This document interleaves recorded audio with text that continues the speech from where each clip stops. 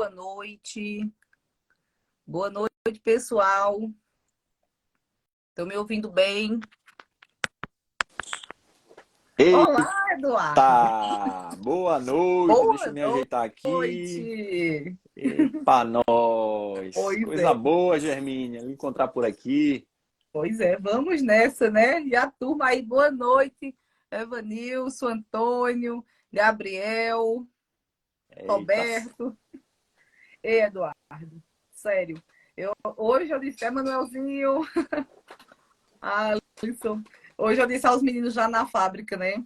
Vai ser difícil essa live hoje, porque assim, eu vou te apresentar e tenho que passar aí os nossos 30, 40 minutos de bate-papo, de realmente só falando, explanando sobre. Vai ter que ter uma segunda live. que massa! Fico muito Porque, feliz com o convite, com a presença dos amigos aí e tô feliz. pois é, isso é muito bom, sabe? Porque Caprinos e Ovinos, né? É um dos DNAs da indústria Laboremos. E é bem interessante porque a gente trabalha com equipamentos voltados para o caprino ovinocultor. Então, enfim, diversos outros produtores, mas nossa linha de máquinas. E vamos bater um papo, né? Tirar as dúvidas da galera aí. Deixa o pessoal ir entrando. A galera E tá chegando realmente, com olha, força aí. para segunda-feira a turma tá animada. Tá animada. Isso é Pois bom. é. Pois é, o produtor rural não para, né? Não Produzir. para. E hoje, ó, foi corrida aqui, Campina, muita chuva. E aí, tá chovendo, Eduardo, na sua região? Aqui tá um calor, estou aqui em Sergipe, tá bem quente. Mas como eu vinha comentando, todos os sinais indicativos de chuva, né? Todos os sinais da natureza, é cupim com asa, é formiga mudando, caranguejeira aparecendo, siriema cantando, o cedro cheirando. Então, Ah, os que sinais estão para a maravilha. chuva. A chuva está perto. Tá vendo? Isso é muito bom. Aqui realmente ficou muito quente esses últimos dias, aí ficou aquela chove, parava. Mas agora realmente é assim, muitas regiões aqui, bastante chuva em Campina hoje e já voltou o calor, né? Quando esquenta, já é tido mesmo. Turma aí, Massa. felicidade. Bora, Eduardo, Gustavo de Uhul! Recife. Bora, Gustavo, meu colega aí no doutorado. Ah, que bacana. Já tá no doutorado, né, Eduardo? Você disse que estava aí na Estamos correria, pelejando aí, na aprendendo, peleja. aprendendo um pouco mais. Ah, com certeza, extremamente importante para vir compartilhar aqui com todos. Com Então, certeza. Eduardo, né, a turma lá de Pernambuco está dizendo, Germinha, vamos porque eu durmo cedo. Simbora. Vamos embora. Pois é, gente, fazer a apresentação aqui formal de Eduardo. Ele é do campo para as plataformas digitais, né? Cozinha, youtuber, zootecnista, tem um conhecimento gigantesco aí. E essa generosidade e simpatia de demonstrar aí nos grupos, no YouTube, que por onde a gente conheceu você. E uma pessoa que eu tinha que falar dele aqui, que é o super responsável de toda essa conexão acontecer, é Fábio, né? Fábio, que é lá Acabou de da chegar aí, Laborinha. ó. Olha Pois aí. aí, Fábio. Grande Fábio. Se fosse combinado, não tinha dado tão certo. Ele disse: Olha, Germine, eu tenho mil coisas para fazer. Eu vou acelerar, vou correr para casa, porque eu gosto demais da didática, da forma que Eduardo ele transmite as informações, e particularmente eu gosto muito dele como pessoa. Então, pronto, tem Massa. que correr. Se não fica gravado, você assiste. Mas então, pronto, Fábio, olha. Você entrou aí, dedicar para você aí a live também. Pois é, Fábio. Essa live é dedicada para você, viu, meu amigo? Pois é. Aí amanhã, olha, ele não vai parar. Ele aí. Definiu o homem do bem. Boa noite. Pois é, Wilson. Boa noite. Pois é, Eduardo, como a gente ia conversando, né? A gente conversou também hoje no off, o pessoal, eles têm muitas dúvidas realmente de manejo, de produção, da parte de cria, de engorda, que é algo que a gente até estava conversando hoje. Quando a gente trata de bovinocultura, o pessoal tem muito cuidado em relação à engorda, à carcaça, o período de cio, né? E eu gostaria que você falasse isso, como é importante também para o produtor de caprinos e ovinos, esse, esse cuidado e quais são as técnicas que você utiliza aí ao longo desses anos, né? Mas antes de tudo, você se apresentar para o pessoal que a gente explanou aqui e a gente começar a conversar mesmo para tirar essas dúvidas, certo? Fique à Legal. vontade, esse espaço é seu. E é uma enorme satisfação ter você aqui, viu? Massa. Então, boa noite, meu povo, mais uma vez. Muito obrigado, Germínia, pelo acolhimento aí e as considerações. Prestígio, né? Não sei se eu mereço isso tudo, mas sou feliz aí pela consideração de vocês. Então, gente, eu sou, para quem já me acompanha, eu sou um camponês aqui do Médio Sertão do Sergipe, sou da quarta geração de pastores e vaqueiros e nasci nesse meio aí, no meio das ovelhas, já desde cedo cuidando, ajudando lá meu pai. E a partir dos 11 anos eu saí do campo, vim estudar na cidade, buscando um conhecimento para poder retornar com esse conhecimento para o campo para tentar, né, auxiliar o meu povo. E aí eu sou técnico agrícola, eu sou zootecnista, tenho mestrado na zootecnia e desde a colégio agrícola que eu me interesso pelo tema, caprina ovinocultura. Então, lá no colégio agrícola, eu queria saber qual era o que é que esses animais, né, a preferência de consumo desses animais. Então, eu recebia um conhecimento técnico e comparava com o prático que eu já via. Então, sempre a propriedade do meu pai, meus pais, meu pai e minha mãe, me deram muita carta branca para eu experimentar as coisas. Isso foi muito positivo. Então, assim foi no colégio agrícola, na graduação eu trabalhei com muita parte, comecei muito com o desejo sobre forragicultura, porque eu via aquele dilema do meu pai, chegava no período seco, aquela coisa, aquele sofrimento, pega alimento, vai buscar e tal, a quantidade que ele ofertava. Então, eu fui para a zootecnia para entender mais um tanto sobre essa questão da nutrição animal. E do meio para o final da graduação, eu me encantei com as biotecnologias da reprodução, né? Que aí a gente, agora é o melhoramento genético. Aí eu fui trabalhar com inseminação artificial de ovelhas, principalmente, que era a maior dificuldade. É a maior dificuldade na inseminação é a ovelha. A gente fez um trabalho excepcional. Fizemos parceria público-privada na época. E foi um trabalho bem legal, trabalhando com semi-congelado. Já no mestrado, eu busquei mesclar a nutrição, a influência da nutrição sobre a reprodução, mas agora trabalhando com carneiros, com reprodutores, né? Então a gente Excelente. viu que a nutrição, ela é que dá o grande impacto na reprodução. Se não tem nutrição, não tem sanidade, se não tem nutrição, não tem reprodução. Então, às vezes, a gente fica colocando a famosa carroça na frente dos bois. A gente quer a genética. Mas, Germínia e meus Era amigos, quanto isso que eu ia mais perguntar agora produtivo, mesmo.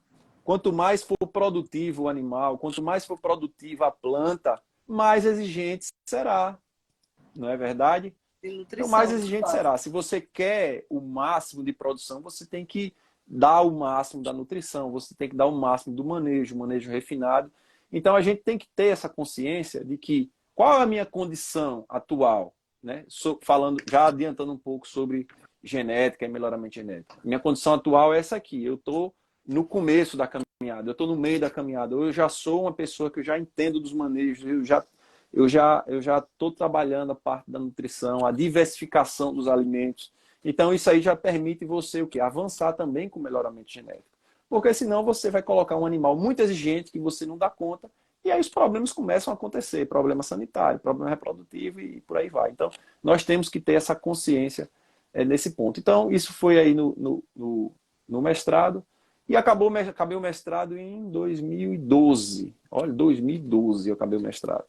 Comecei a fazer consultoria e depois de 2015 eu busquei fazer uma experimentação, um ano de experimentação dentro da propriedade. Então foi um ano bem intenso, onde eu apliquei muitas técnicas, acertei algumas coisas, errei outras e aprendi muito no ano de 2015. E depois eu comecei a trabalhar mais com a parte eu entendi que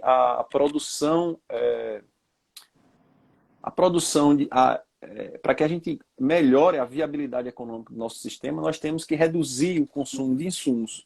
Então, não adianta eu querer criar ovelha, criar cabra, se eu estou, né, comprando muito insumo. Então, o que é que eu tenho que fazer, Germínia e amigos? É aumentar a quantidade, né, de forrageiras que a gente consegue produzir dentro da propriedade, aumentar esse suporte nutricional, para o quê? Reduzir a dependência por insumo externo e aí a gente realmente transformar a propriedade numa unidade produtora de energia, né? Isso que Produzir eu proteína pesquisei. animal.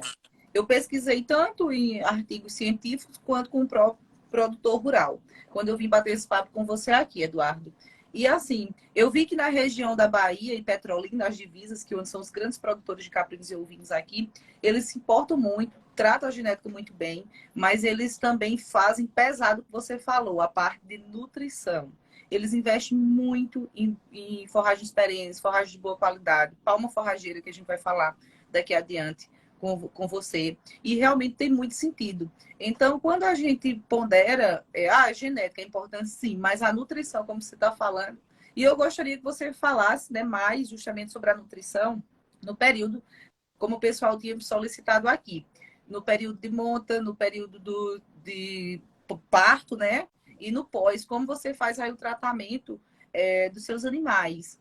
Dicas Olha, simples mesmo que o pessoal pode pronto. estar utilizando no dia a dia, na realidade deles. O que tem que ficar muito claro na cabeça da gente é o seguinte: se você olha a ovelha, né, como essa unidade de produção de proteína animal, então ela tem exigências. O animal ele tem exigências de acordo com a fase dele.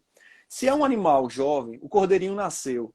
O que é que está crescendo no corpo dele? Se você pensar em três tecidos: ósseo, né, o tecido muscular, que é proteína, carne, e o tecido conjuntivo, ou a gordura.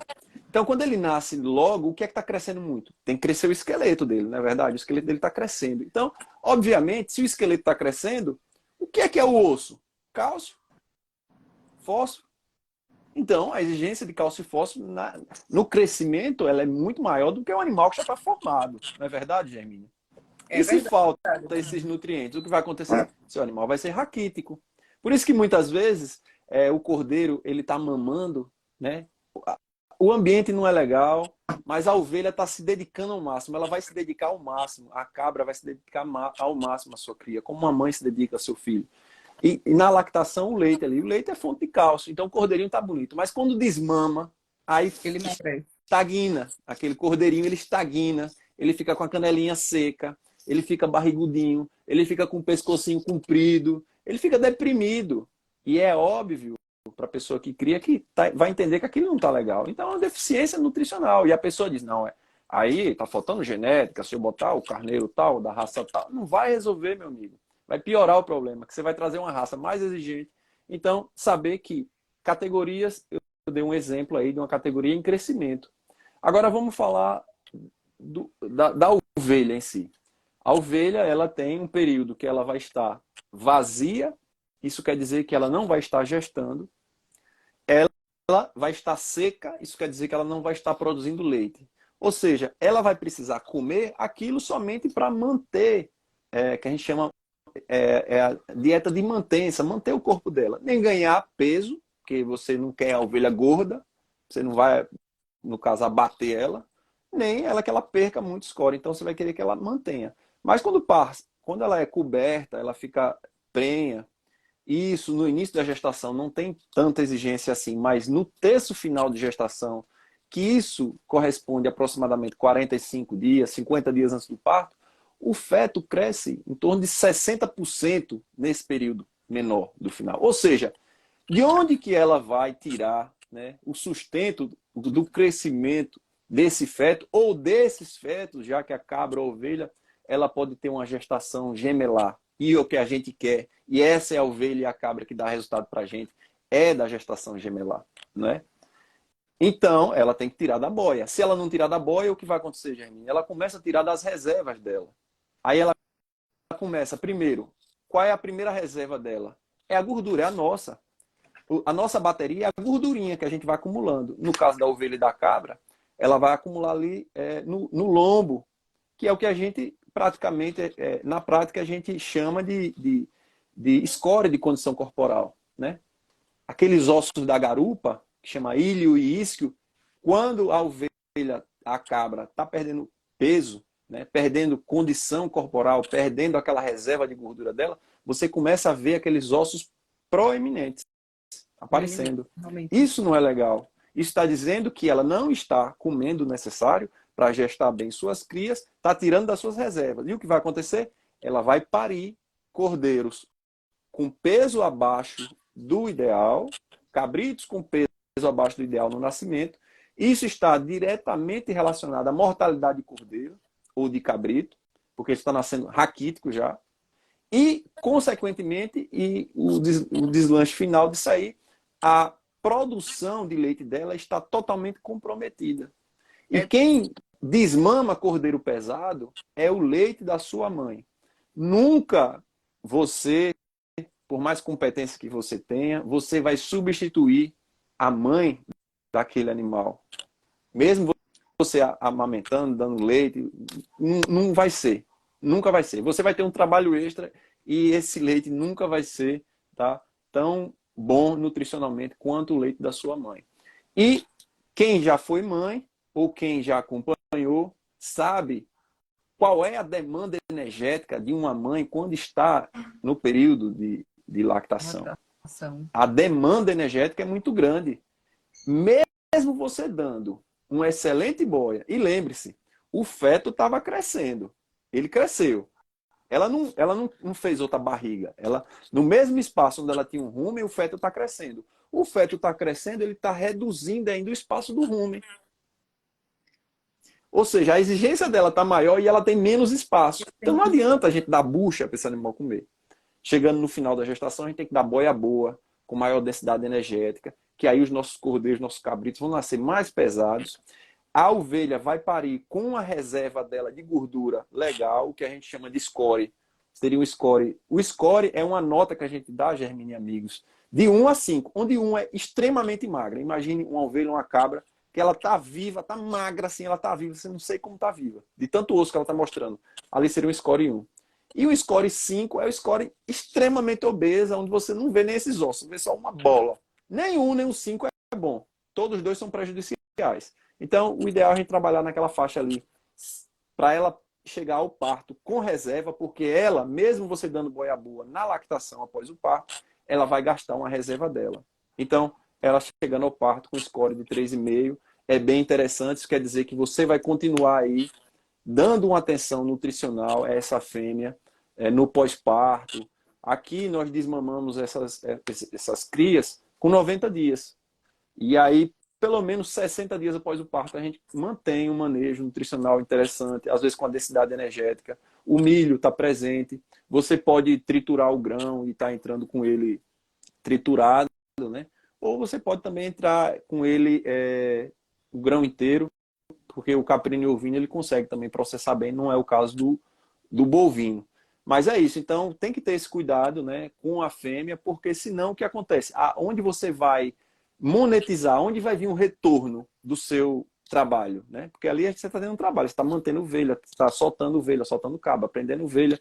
Então, onde que você vai monetizar? É no cordeiro, no cabrito desmamado. Se aquela ovelha ela abortou porque teve problema nutricional, você já perdeu, digamos, 5 meses, se for o caso, da gestação dela, que você cuidou dela. Ela já não está lhe voltando esse capital.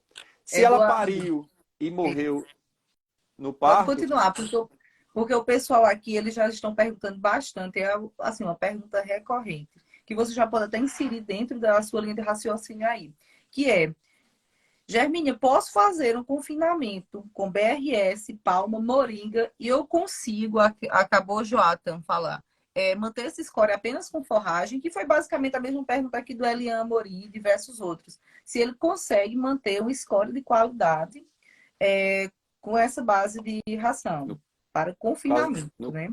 Confinamento. Veja, ele falou quais as condições aí, quais os alimentos?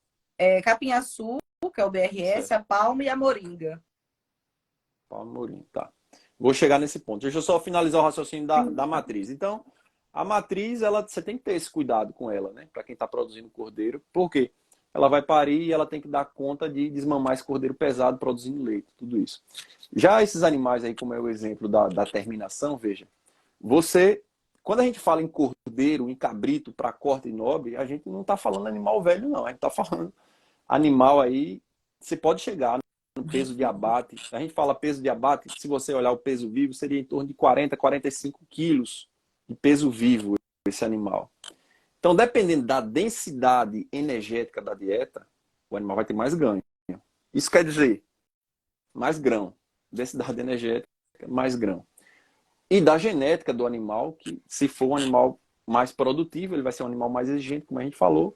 Ou, no caso aí, você pode também trabalhar com dieta usando forrageiras. O ganho diário desse animal já vai ser um pouco menor, mas também você pode compensar isso, por exemplo, na redução do custo de produção, e aí levar esse animal, digamos, para o abate aí entre 7 e 8 meses, tá? Veja, o animal está crescendo, é o caso do confinamento. Você está com um animal ali que a gente deu o exemplo dos 3 tecidos do animal: ósseo, a carne, que é o músculo, e a gordura. Quando o animal nasce, o primeiro que estoura no crescimento, se você olhasse isso como um gráfico, é o tecido ósseo. O animal está crescendo. Então, ali pela desmama, 90 dias, esse crescimento ósseo é muito alto. Então, o que é que a gente tem que ter? Alimentos com fonte de cálcio e fósforo, né? Então, veja, a moringa é rica em cálcio, mas aí você já sabe aí que você vai ter que entrar, por exemplo, com a suplementação mineral, né? Se você quer resultado. Porque a parte mineral, às vezes as pessoas não dão conta, não levam em consideração. Mas a constituição, por exemplo, do músculo, imagine como se fosse uma parede, Germínia. A natureza é o pedreiro. Tá lá, a genética. A natureza é o pedreiro. Mas se você chega para o pedreiro, você coloca os blocos, você coloca areia, mas você coloca pouco cimento e manda ele fazer a parede, ele vai fazer a parede. Mas a estrutura já não está lá, essas robusta, né? Que coisas é o todas, né? importante. Ela não está robusta.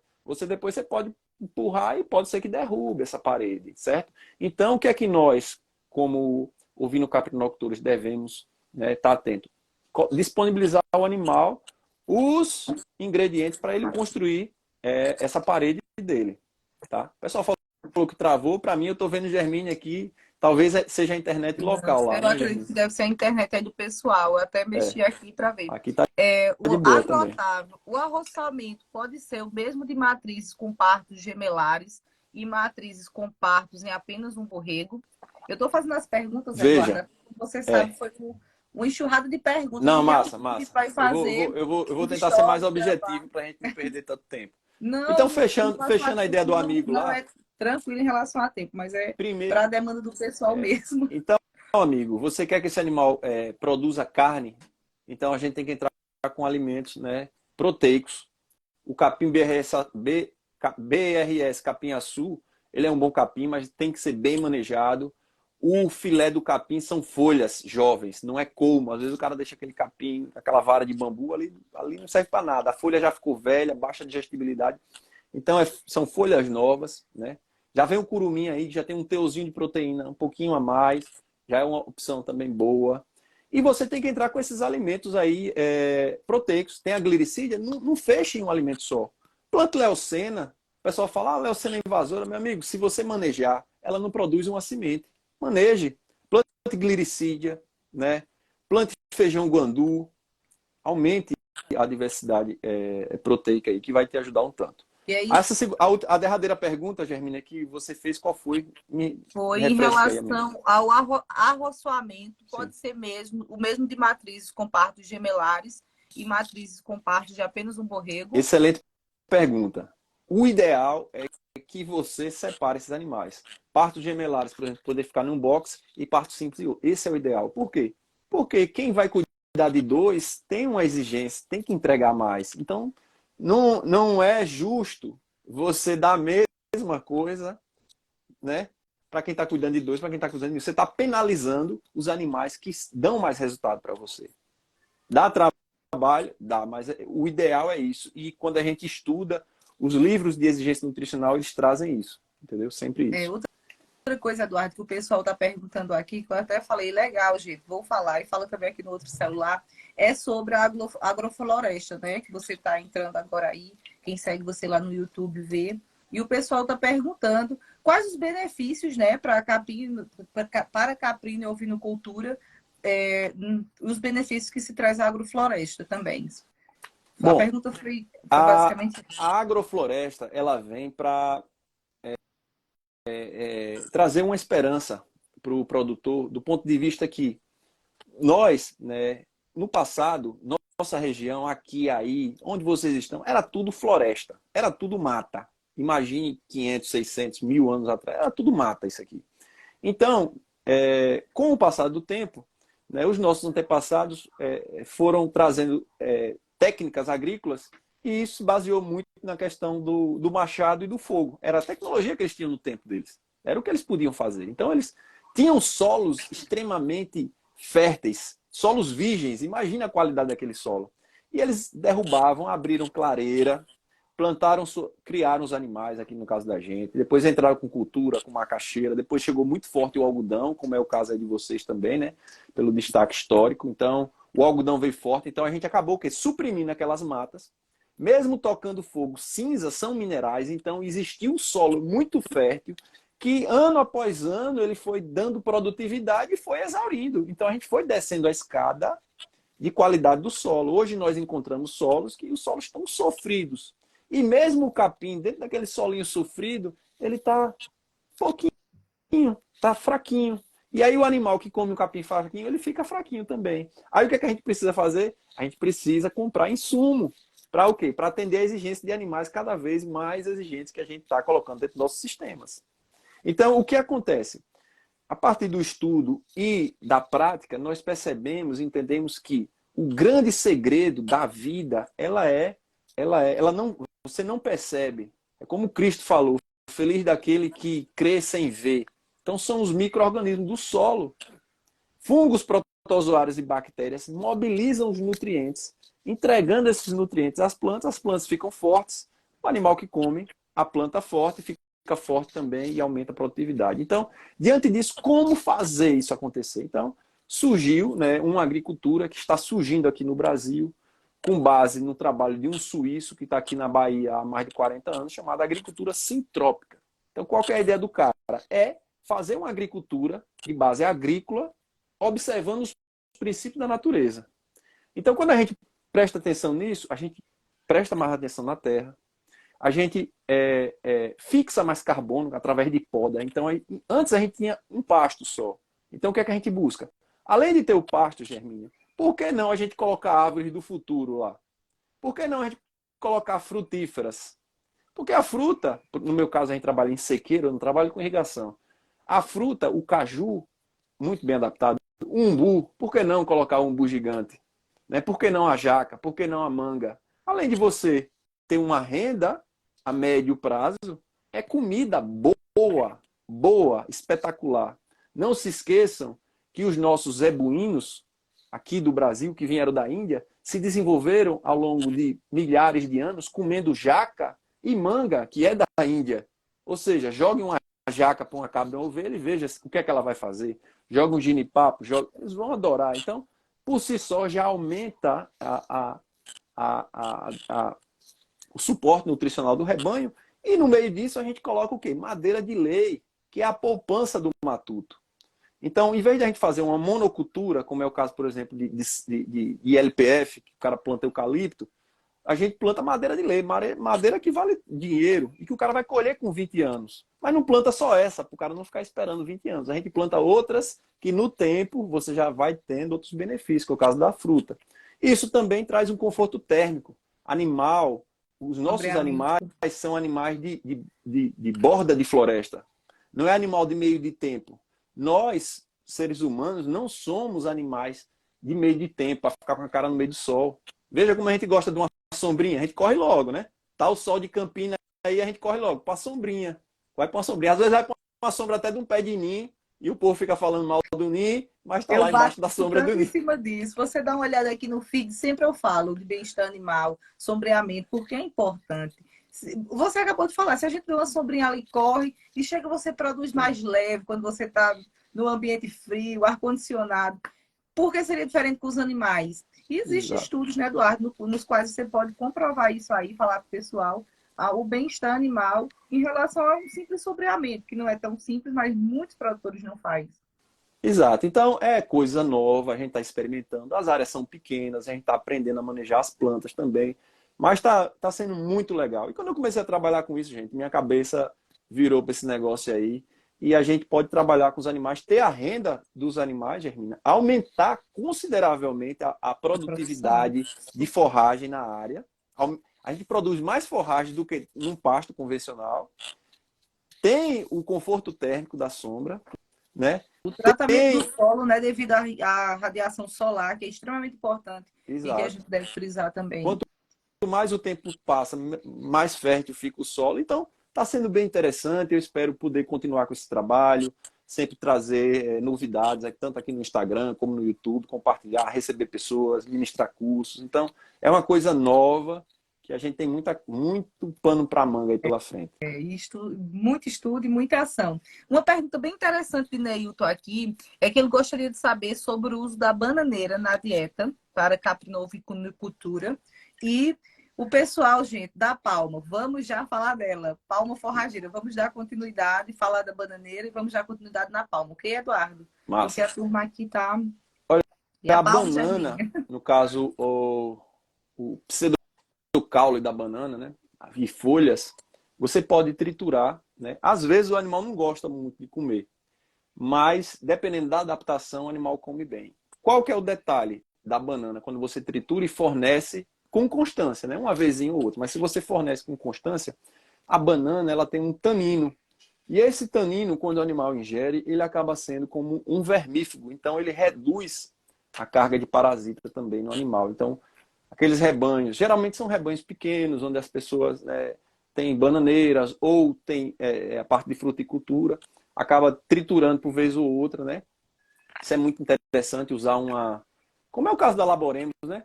Tem diversas máquinas aí que ajudam, né, na dinâmica, porque você pode fazer isso no facão, pinicando ali, né? Mas se você tem uma máquina que vai fatiar aquilo ali, com certeza vai trazer E uma dinâmica principalmente, muito e melhor. principalmente fatia com precisão, né? Não fazendo merchan aqui, mas a gente já insere que a Laboremos ela desenvolveu a nível mundo a primeira fatiadeira de palma forrageira, justamente por isso que você está falando. O pessoal fatiava palma e demais tubérculos na mão, na faca. Então, o risco. Às vezes a gente cortando alguma coisa em casa, a gente se acidenta. E principalmente no dia a dia, que é corrido produtor rural. E o diferencial, principalmente para quem cria caprinos e ovinos, é o corte. Nós dispomos das máquinas para bovinos, que tem um corte mais rústico, e dispomos também do corte pequenininho, que a gente até fala que é batatinha frita, né, de palma. Porque para deglutição, ele auxilia muito. Então, a boquinha do animal ela é menorzinha. Então, você pode até explicar de forma técnica, Eduardo, qual o benefício realmente de você também não dar uma alimentação muito grosseira, né, o animal. Corta lá um pedaço de palma, joga além do desperdício, claro, que eu acredito que é o principal.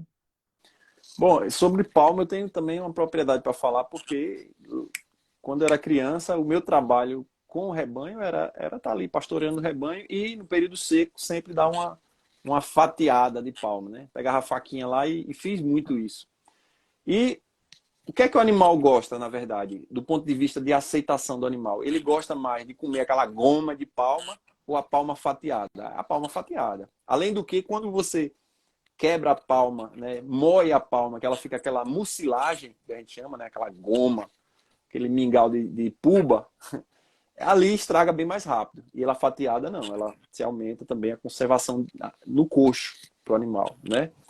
E facilita a deglutição do animal. Do ponto de vista de triturar a forragem, quando a gente vai triturar a forragem, você vai, por exemplo, fazer uma ensilagem, você vai moer um capim. O ideal é que a máquina esteja afiada e regulada para que essas partículas sejam cortadas aí a 2 centímetros, digamos assim. Isso, quando a gente vai fazer ensilagem, é muito importante porque a gente melhora e muito a eficiência da compactação, que é um dos segredos de uma boa ensilagem. E do ponto de vista da nutrição animal, é o que a gente chama de fibra efetiva. O que é a fibra efetiva? É o tamanho da partícula da fibra que o animal vai ingerir, que vai ajudar aquele alimento a seguir pelo trato do animal. Tá? Se for um alimento muito moído, como um pó, aquilo vai empacando. O animal vai tendo problema e vai empacando. É um problema que acontece muito quando as pessoas trabalham na época da seca, o bicho pega, o cara fica sem nada de forragem, ele apela para a cana, né, processada de usina, que hoje ela é finamente moída, né? E o pessoal já apelidou aqui como pó da morte, porque depois de alguns poucos meses que você está seguindo com aquela fonte de fibra, vai empacando o animal vai travando a ruminação e vem a morrer. Então, já dando um spoiler aqui, se você vai passar por um período de estiagem, não e precisa de outra fonte e tem que apelar, por exemplo, um bagaço desse, que é finamente moído, você não acabe a sua fonte de fibra efetiva toda para entrar com ele. Você pode entrar mesclando, né, Germínia? Que aí vai ajudando o animal a, a tratar bem essa fibra aí. É o controle, né? Sempre o equilíbrio. E tá falando aqui também o Ítalo. Fala um pouco sobre o capim corrente para ovinos. Capim corrente. Capim corrente é um capim de corte. Eu, particularmente, não tenho muita experiência de trabalho com capim corrente, que é um capim mais para áreas úmidas, né? É um capim bom, ele tem um crescimento muito bom e você pode estar cortando ele para fornecer. Geralmente o pessoal pode fazer feno com ele, fornecer in natura. Ótimo, Eduardo. Nós temos também aqui algumas perguntas que foram do público, né? E eu gostaria que a gente fizesse um bate-bola aqui rapidinho, para que você pudesse estar respondendo. E eu gostaria de fazer a primeira aqui, Alex. Ele é o nosso amigo aí da fábrica e ele produz, né, caprinos e ovinos. E o que ele perguntou foi: pergunta qual a melhor ração para cabras leiteiras aqui na nossa região. Nós estamos na Paraíba, né, região aqui da Borborema. E gostaria se você pudesse dar essa orientação. E também uma raça de cabra leiteira que se adaptasse à nossa região. Foram duas perguntas. Ele é o homem da cabra leiteira, né? É, Bom, sobre raça, veja, você pode pensar em raça e você pode pensar em tipo animal. Eu sempre penso o seguinte, muito melhor do que a raça é o tipo animal. Porque a raça, a gente tem, por exemplo, a gente tem classificação de raça que são raças mais produtivas, que são aquelas mais exigentes, são aquelas mais rústicas, que aguentam mais o tranco de condição menos favorável, né, que são um pouco menos produtivas. Então, por que não, às vezes, mesclar, né, essas raças? Então, você tem raças europeias para produção de leite, você tem raças que chamam de nativa, mas na verdade não são nativas, mas raças já adaptadas, porque as cabras todas foram trazidas para o Brasil, né? Então, meu amigo, você tem que, sobre raça, você tem que dar uma estudadinha, né, da sua região. O que é que o pessoal está criando por aí, né? Eu não posso aqui chegar e falar qual a melhor cabra para você aí, mas veja, o que é que o pessoal está criando, né? Vá numa associação de criadores, observe e fique atento a isso, né? A raça mais exigente, mais produtiva, que pode sair puxando um pouco para esse tronco mais europeu, né? Ela vai ser um tanto mais exigente, um pouquinho mais fresca, digamos assim, né? E se você o manejo já não é tão refinado assim, você pensa talvez numa cabra que vai produzir um pouco menos, mas vai aguentar o rojão e não vai lhe trazer grandes problemas.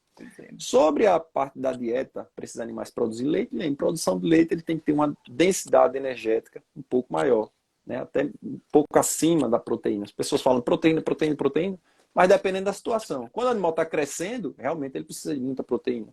O leite, para produzir leite, ele precisa de um teor de proteína, mas ele precisa de bastante energia, né? Então, quais são os alimentos? Quais são os alimentos que você consegue produzir para reduzir a sua dependência, né, externa por compra desses insumos, tá? Então, o grande campeão que vem a ser prático e tudo é o milho, né? Mas, por exemplo, nós temos a palma forrageira, que é uma planta, né, que tem 90% de água, que tem açúcares, que são carboidratos solúveis, então você pode entrar com a palma. O limitante da palma é sempre a questão que ela vem causar diarreia, você tem que entrar com a fibra para corrigir, a mesma coisa que a gente comer melancia. Eu acordo de manhã, eu só como melancia, eu vou para o almoço, eu como só melancia, chega de noite, eu estou me desfazendo, né? Então isso é normal. Então o que é que a gente precisa? Okay, equilibrar com a fibra. Então, pode produzir um feno? Entra com feno. Plante, meu povo, plante leguminosas que sejam perenes. Plantem glicídia, moringa, leucena, façam feno, façam ensilagem, né? Tá aí os amigos da Laboremos trazendo soluções com máquinas. A questão aqui não é fazer propaganda, mas eu mesmo que sou cliente, comprei por quê? Porque me atende, me ajuda quando eu vou fazer, por exemplo, a ensilagem das minhas glicídias. E aí você já entra com aquela fibra, entra com a palma. Aí pode ter também ali uma reservinha de milho. Se pode plantar um milho, planta. Às vezes é caro, né? Fica melhor, às vezes, você juntar aquele dinheiro para você, em vez de você produzir o grão, comprar o grão, depende da situação de cada um. Às vezes a pessoa está numa região que é produtora de grão, no momento certo ele vai lá, compra um grão, faz um estoque, né? Então é por aí, né? É ver as oportunidades, né? Muitas das vezes até soro de leite, então abre o olhar, né, para subprodutos. Às vezes o cara está perto pequena indústria ali que tem um resíduo interessante, uma casca de alguma coisa. Abre o leque, né? Quase tudo é alimento. Então agora vamos estudar esse alimento. O que é que esse alimento é rico? E aí vamos sair complementando. O ideal é ter uma salada. Quanto mais ingredientes você tiver para compor a dieta do animal, mais fácil, mais certeiro vai ser você fechar. E quem vai fechar, na maioria das vezes, é o animal. A observação do animal. Como é? Se é no ganho de peso, se é animal de peso, é você controlando as pesagens. Pesa o animal semanalmente, como é que está o ganho de peso? Ah, tá 150 gramas dia. Pô, tá dentro do esperado. Para a dieta que você está dando, beleza, mantém. Não tá? Muda, vê o que é. Né? É da produção de leite, também da mesma forma, está monitorando ali os animais. Observa as fezes, tá com diarreia, tá faltando fibra, né? Então, essas coisas. Eduardo, eu sempre falo para o pessoal a importância de uma balança para a pesagem, né? Acompanhamento nutricional, desde o animal vivo até o abate. E isso implica justamente numa pergunta que também foi feita por Fábio. Como precificar esse animal, desde ele vivo até o abate? Então, uma das dicas já seria na questão do peso, para que você não possa estar perdendo. E como levar esse animal ao mercado para ter ganhos, na sua visão. Como você tem feito isso, né? Olha, a balança é fundamental. É fundamental, tá? Quando a gente não tem a balança, a gente pena muito, a gente erra muito, porque a balança ela vem para, no cotidiano do rebanho, o ideal, por exemplo, dentro do nosso rebanho, é que a gente pese o rebanho, ou pelo menos os animais que estão em ganho, no mínimo uma vez por mês. Matriz, pelo menos no parto, ou antes de começar a estação, enfim, em algum momento você pesar. Por que, Germínia? Porque quando a gente pesa o rebanho, primeiro, eu já sei o peso total do rebanho. Se eu sei, por exemplo, que a média de peso das minhas matrizes é 50 quilos, se eu tenho 100 matrizes, né, eu já sei a massa daquele rebanho. Então eu já estimo que o consumo diário de matéria seca. Isso é importantíssimo. E quando a gente fala, por exemplo, de animal que está em ganho, é justamente você ir monitorando, porque você vai entendendo se sua dieta está ok com o planejado. Se você não pesa, você fica perdidinho. Fica perdido. E aquele outro ponto é quando chegar no abate, você, no, período, no ponto de. Você tem que pesar o animal. Porque no olho, gente, é muito complicado, né? Fica aquele negócio, quem ganha é o comprador, quem. Pesa Ninguém muito, pode eu tirar acho o um couro demais absurdo. de um do outro, porque senão o outro sai da atividade. Se o cara, o trabalho do cara é ali na propriedade comprar o animal e levar para o abate, o produtor precisa daquele cara, senão ele tem que fazer isso aí. Se ele não quiser sair da propriedade dele, pagar frete, ir para lá, esperar tempo, não sei o que, não sei o que, porque às vezes as pessoas também, a gente fica, não sei o que, com o atravessador é isso, é aquilo, outro, aquilo, outro. Mas muitas vezes o atravessador é o elo que sustenta a cadeia, que o E o produtor ele está ali dentro da produção. Mas assim, o que precisa é o quê? É seriedade no negócio. Porque se o atravessador massacra o produtor quebra. E aí, o que é do atravessador? Né? O que é da verme quando mata o hospedeiro? Então, tem que estar todo mundo vivendo ali, convivendo. E a balança, ele é o fiel da negociação. É verdade, Eduardo. Eduardo, eu gostaria, né, de agradecer aqui, mas antes, assim, uma pergunta também que o pessoal fez demais aqui para que você pudesse explanar em relação aos seus cursos. E, gente, desde já, gostaria de deixar aqui aberto para Eduardo, antes que ele feche aí, falando sobre os cursos dele, o canal no YouTube, que a gente possa estar marcando, Eduardo, mais uma vez, porque, assim, surgiram muitas perguntas. Gostaria de ficar mais tempo aqui, mas eu sei que você tem seus compromissos, mas vamos marcar um outro dia. Foi na segunda-feira que você estava aí corrido, seu doutorado, sua vida, que eu sei que é corrida também, a gente também aqui. Mas vamos marcar, viu? Vamos marcar uma live aí para a gente conversar um bom tempo e a turma ter o prazer, né? A satisfação de compartilhar tanto conhecimento tão rico com você. Massa. Então, agradeço também mandar um abraço aqui para um amigo meu, que me acompanhou numa jornada aí, Nivaldo Júnior, está presente aí na live. Me ajudou muito com essa questão de curso.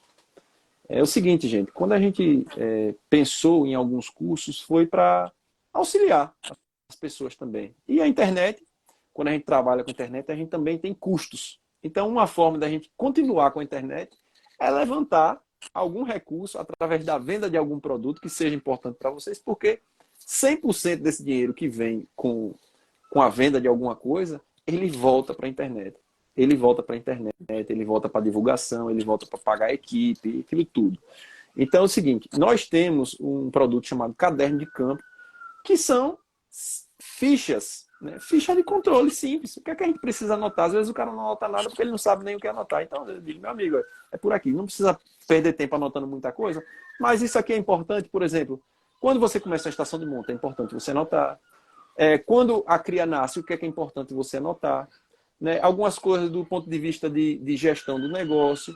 E uma coisa que é fundamental, né, que eu já sofri muito até eu desenvolver, que é uma farmácia do rebanho. A gente trabalha com vidas de animais. Nós temos a responsabilidade sobre aquele rebanho. Então, às vezes em lugares isolados. Então, quando aquele animal adoece, quanto antes a gente tomar uma providência, mais fácil a gente conseguir, né, reverter aquela situação. Então, a gente tem que ter alguns medicamentos que são fundamentais. E as pessoas, por não ter conhecimento, perdem tempo para tratar. Quando às vezes não tem uma facilidade de encontrar algum médico veterinário, fica refém de balconista e a pessoa, às vezes, na vontade de ajudar, acaba atrapalhando. Então, tem uma lista de medicamentos, como você vai fazer a farmácia, lá no Caderno de Campo. Né? A gente tem um produto chamado Cortes Nobres, é um treinamento. Por que, Germínia? A gente sempre criou ovinos. Aí a gente criava o animal, e o animal ia para o abate, para o nosso consumo, ia lá, o cara bagaçava tudo de machado. Quando vinha, eu olhava assim, meu Deus do céu. Trabalho, rapaz, Tanto trabalho.